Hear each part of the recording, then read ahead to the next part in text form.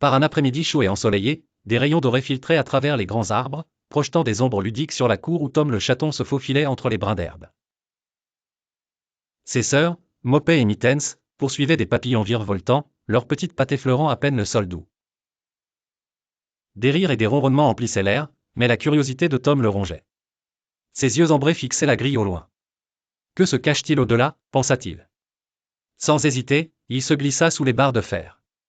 Où vas-tu, Tom, appela Mopet. Mais Tom était déjà parti. Déterminé, Mopet le suivit, et bientôt Mittens, malgré son hésitation, les rejoignit. Au-delà de la grille, nichés parmi les fleurs sauvages, ils découvrirent une vieille boîte en bois débordant de laine douce. On dirait un nuage, ronronna Mopet, se blottissant à l'intérieur. Notre cachette secrète, déclara Tom triomphalement. Pourtant, une voix profonde brisa leur paix, l'appel du fermier. La boîte se souleva brusquement. Oh, pensa Tom, alors que leur monde basculait. La boîte cliquetait et heurtait le chemin de terre.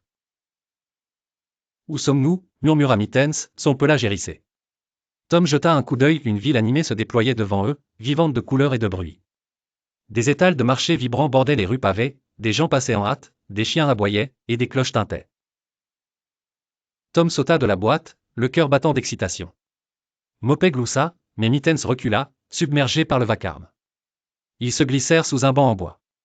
C'est plus calme ici, soupira Mopet. Les moustaches de Tom frémirent.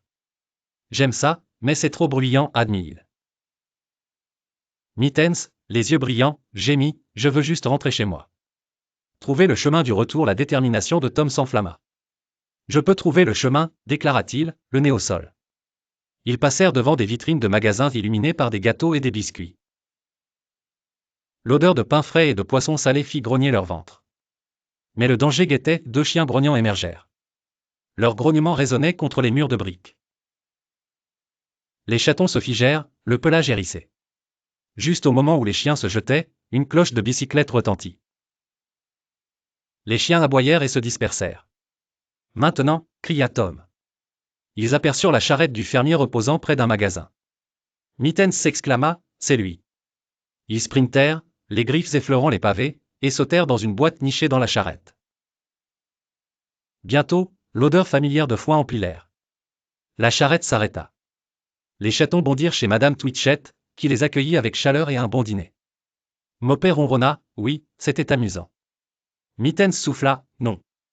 Mais Tom ne répondit pas, il était déjà blotti, profondément endormi.